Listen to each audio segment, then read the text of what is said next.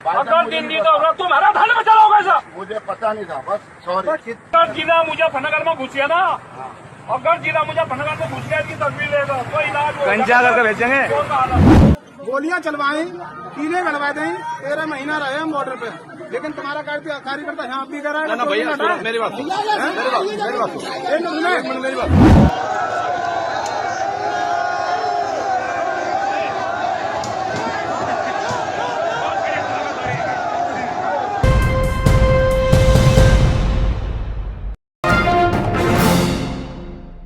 पश्चिमी उत्तर प्रदेश में जिस तरह से पहले फेज में इलेक्शन हो रहा है, लगातार बीजेपी के प्रत्याशियों का, बीजेपी के कार्यकर्ताओं का विरोध देखने में आ रहा है। कुछ ऐसे दृश्य लगातार देखने में आ रहे हैं जिसमें बीजेपी के जो कार्यकर्ता हैं या नेता हैं जिन्हें टिकट मिला है, वो जब किसी इलाके में पहुंचते हैं तो उनका ज़बरदस्त विरोध देखने में आ रहा है। ऐसा किसी और पार्टी के लीडरों के साथ नहीं देखा जा रहा। अगर आप ये कहें कि मीडिया इन चीज़ों को, खासतौर से सोशल मीडिया में इन चीज़ों को उछाला जा रहा है, तो लगातार इस तरह की चीज़ें, इस तरह के वीडियो रोज़ाना दर्जनों अलग अलग इलाकों से सामने आ रहे हैं। वहीं अगर इस बात को सही माना जाए तो दूसरे लोगों का अगर विरोध हो रहा है, समाजवादी पार्टी के, बहुजन समाज पार्टी या कांग्रेस या AIMIM के, तो उसके भी कुछ वीडियो सोशल मीडिया पर आने चाहिए। लेकिन ऐसा हो नहीं रहा है, क्योंकि सोशल मीडिया में सबसे ज़्यादा एक्टिव अगर किसी का कैडर है तो वो बीजेपी का कैडर है, और ज़बरदस्त उनको बार बार ट्रेनिंग दी जा रही है। ख़ासतौर से उत्तर प्रदेश इलेक्शन को लेकर जिस तरह से अमित शाह ने कई बार पन्ना प्रमुख के साथ बैठक की, उसके साथ ही मुख्यमंत्री भी उस बैठक में मौजूद रहे, और सोशल मीडिया पर जो नौजवान पार्टी की तरफ से जिनको काम दिया हुआ है उनके साथ लगातार बैठकें हुई, और यही वजह है कि रोज़ाना इस तरह के मैसेजेज सामने आते हैं जिससे कहीं ना कहीं रुख एक तय करने की कोशिश की जाती है। एंटी मुस्लिम माहौल बना करके हिंदुओं का वोट हासिल करने के लिए सोशल मीडिया लगातार प्रोपेगेंडे करती रहती है। अभी जिस तरह के शॉर्ट्स 2-3 वीडियो मैं आपको दिखाना चाहूँगा जिसमें विरोध किया गया बीजेपी के उन प्रत्याशियों का जो इलाकों में पहुंचे।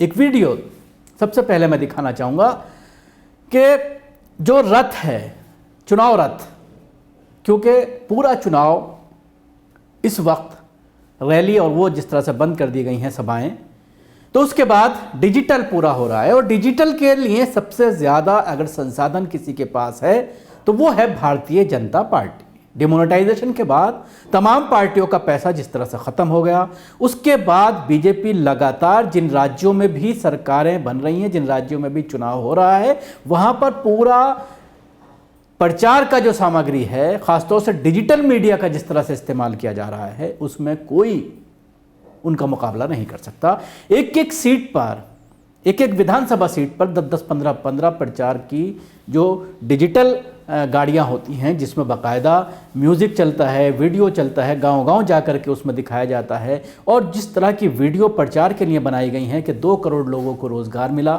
प्रधानमंत्री इसी बात को कह चुके हैं। उसके अलावा बार बार योगी आदित्यनाथ अपनी स्पीचों में कह रहे हैं, 24 घंटे लाइट का जिक्र, पूरे प्रदेश में महिलाओं की सुरक्षा, इस तरह के मुद्दे बार बार उठा करके टॉयलेट बनाने की बात, मकान बनाने की बात गरीबों को, इन सब चीज़ों का प्रचार किया जा रहा है, और उसमें सबसे आगे हैं। तो पहला वीडियो जो है वो आप देख सकते हैं कि किस तरह से मुजफ्फरनगर में जब एक रथ पहुंचा है तो किसान किस तरह से विरोध कर रहे हैं और धमका रहे हैं कि इस इलाके में अगर तू दिखा तो तेरे रथ को तोड़ दिया जाएगा।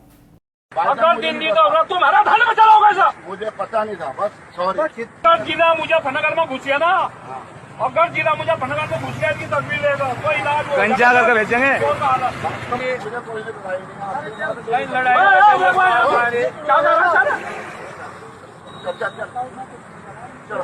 सॉरी बस।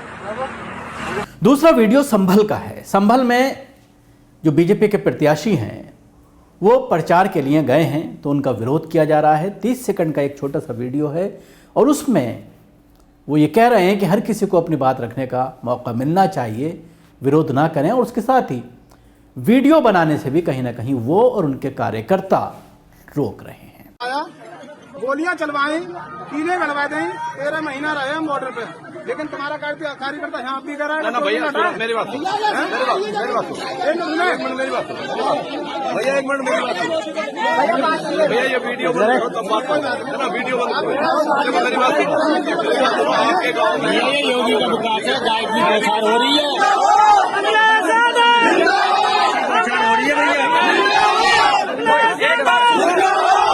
तीसरा वीडियो मेरठ का है।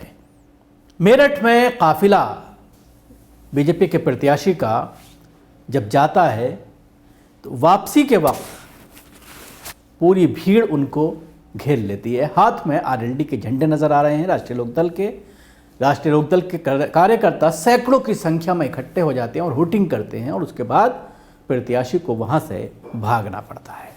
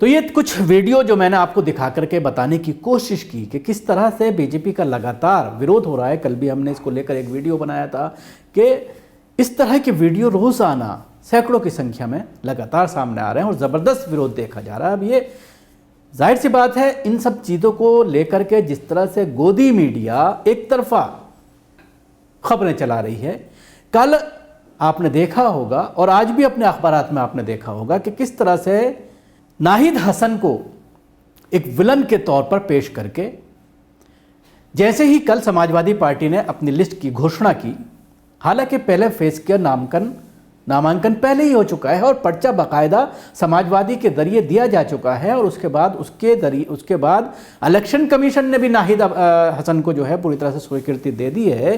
जिस तरह से ये बात सामने आ रही थी कि उनका पर्चा रद्द हो सकता है, लेकिन उस पर मोहर लगा दी गई है और वो अब चुनाव लड़ रहे हैं। यही वजह थी कि उनकी बहन ने, इकरा ने पर्चा भरा था इंडिपेंडेंट के तौर पर कि अगर ऐसे हालात बनते हैं कि उनका पर्चा रद्द कर दिया जाता है तो फिर वो चुनाव लड़ेंगी। लेकिन जिस तरह से कल इलेक्शन कमीशन ने उसको हरी झंडी दे दी और उनका नाम उनमें नहीं है, जो 8-10 लोग जिनका नामांकन रद्द किया गया है। तो उसके बाद कल जब लिस्ट जारी हुई तो उसको पहली सूची बताया गया कि समाजवादी पार्टी की ये पहली सूची है।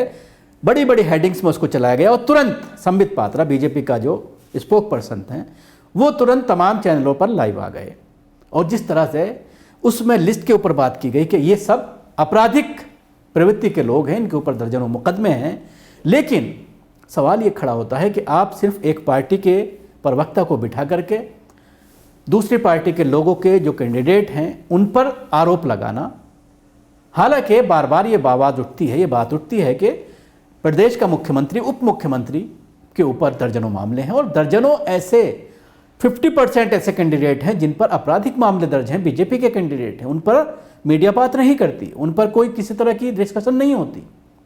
यही वजह है कि एक तरफ आज आपने देखा जिस तरह से आरपीएन सिंह ने कांग्रेस को छोड़ा और बीजेपी अभी थोड़ी देर पहले उन्होंने पार्टी ज्वाइन की है।